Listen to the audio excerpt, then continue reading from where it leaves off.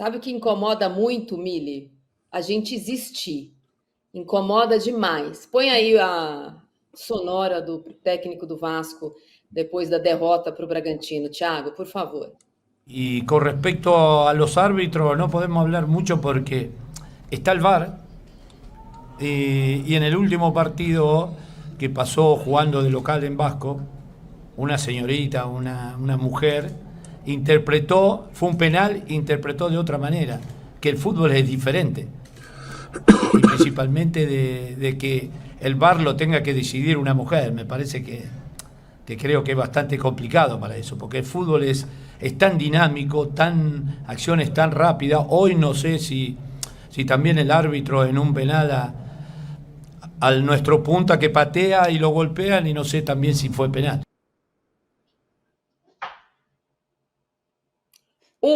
Quem errou sobre os pênaltis todos no jogo contra o Vasco, contra o Grêmio, foi um homem. A Daiane, que é a mulher a quem ele se referiu do VAR, foi a que acertou e não teve a sua opinião sequer ouvida. Ao contrário, foi interrompida, inclusive, pelo juiz e pelos outros amigos dela do VAR, que falavam, tá bom, tá bom. Sofreu machismo explícito no VAR exposto pela CBF. Ontem, uma mulher, bandeirinha, deu em campo um impedimento que o VAR demorou 15 minutos para constatar que ela tinha razão, que o jogador estava impedido. O Ramon Dias pode achar isso, mas o Vasco, que é uma instituição com uma história tão bonita, não acha não. Coloca aí a nota do Vasco, por favor, Thiago, para me comentar esse festival de atrocidades. O Vasco da Gama lamenta a declaração do técnico Ramon Dias e reafirma o compromisso de reforçar as medidas e diretrizes educativas necessárias em 2024, em acordo com as determinações, valores e princípios. Pedimos, assim como o nosso técnico, desculpas. O técnico pediu desculpas a quem se sentiu ofendido e não entendeu. Além de tudo, além da gente a gente está no lugar errado, Mili, a gente não entendeu o que ele falou, porque ele está certinho, quem está errado é quem se ofendeu. Pois é, então, assim, o técnico não pediu desculpas. Ele acha que ele pediu desculpas. Porque ele, além de nos ofender, ele chamou a gente de burra. Porque o que ele disse no suposto pedido de desculpas é, olha, vocês não souberam entender o que eu disse. Então eu peço desculpas. Vocês burras, né? Algumas coisas sobre esse deslize lamentável do Ramon Dias. É uma coisa que, obviamente, é falada nos bastidores. Muita gente pensa o que ele pensa. Homens erram em campo ou no VAR todos os dias. Mas quando um homem erra, ele tem um nome. Ah, o João errou, o Marcelo errou, o Francisco errou. Quando é uma mulher, é a mulher. Né? O gênero. A gente erra pelo gênero. Voltei, né? A gente erra pelo gênero. Né? Então, mulher não pode. Mulher e futebol não combinam. Foi o que ele disse ontem. Né? Ele sugeriu que mulher e futebol não combinam. É de uma violência. Para quem quiser saber que tipo de violência está contido no que ele falou, troca mulher por pessoa negra, troca mulher por judeu, troca mulher e vê como fica, como soa no seu ouvido quando ele diz a mesma coisa e você coloca lá judeu ou pessoa negra. É muito violento, muito violento. Porque assim, se a mulher não pode estar na sala do VAR, onde uma mulher pode estar? Onde uma mulher pode estar? Qual é a função de uma mulher na vida? O Ramon Dias deixou claro o que ele pensa a respeito da função da mulher na vida. E se a mulher não pode, não entende, não consegue operar o VAR, porque afinal de contas, gente, futebol é dinâmico, ele que falou isso, homens podem. O que gabarita um homem a entender coisas que uma mulher não entende? O órgão genital. Só pode ser, gente. Então, assim, é tanta coisa muito errada com o que ele falou, e o pedido de desculpas só piorou tudo.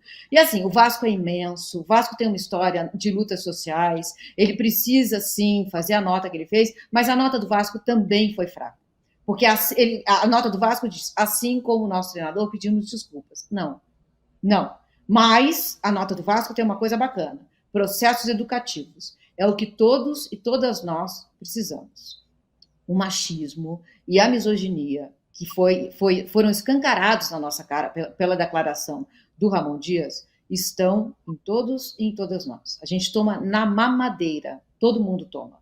A nossa função é se livrar disso, é ficar atento, é lutar contra, é ir se educar, é ir se letrar. Se o Ramon Dias quiser se desculpar decentemente, ele precisa estudar. Ele precisa se letrar, ele precisa entender por que foi violento o que ele falou ontem. Porque é de uma violência enorme o que ele disse, entre sorrisos, né? Então vamos esperar, porque eu acho que não vai acabar aqui. Eu acho que a gente precisa exigir mais do Ramon Dias. Um pedido de desculpas decente, né? Mas um pedido de desculpas que não envolva chamar a gente, além de inaptas para o futebol, de burras. O Renan e muitas pessoas que estão no nosso chat que são incapazes do mínimo da interpretação de texto. Uma mulher não pode estar no VAR. Veja, uma mulher, inclusive, não é nem usado o artigo definido para reclamar de uma juíza, que não é o caso, porque ela acertou. Nos 2 casos ela acertou. Mas é o artigo indefinido para falar sobre o gênero.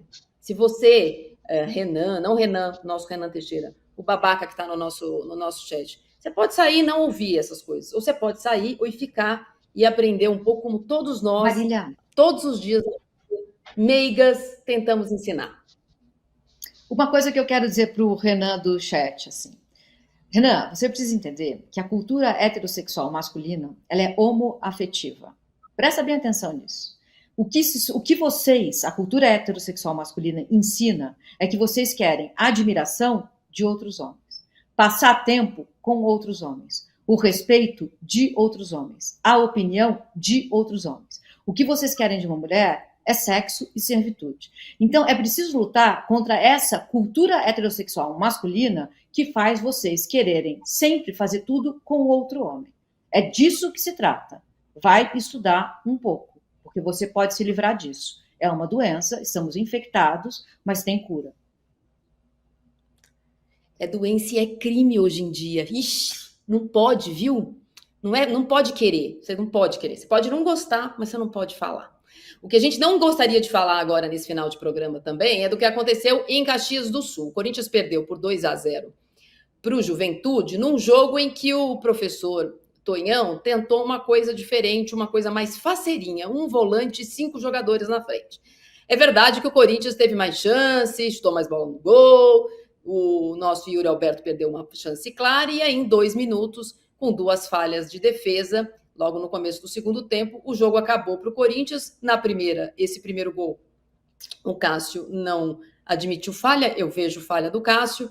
Do segundo, sim, ele sai errado, assim como ele sai errado em todos os jogos, mas nesse jogo, a saída errada, complementada pela lentidão do Félix Torres, deu ao Juventude o segundo gol, 2-0, e todo o teste, ou toda a vontade que o Antônio Oliveira tinha de ter um time um pouco diferente em Caxias do Sul, fica com avaliação difícil de ser feita, porque os 2-0 são contundentes. Além disso, o Corinthians perdeu o Maicon, que depois de muitos dias, mais de um mês, voltou a jogar e, infelizmente, teve uma lesão gravíssima no joelho. Não joga até o final do ano, quando acaba o empréstimo dele.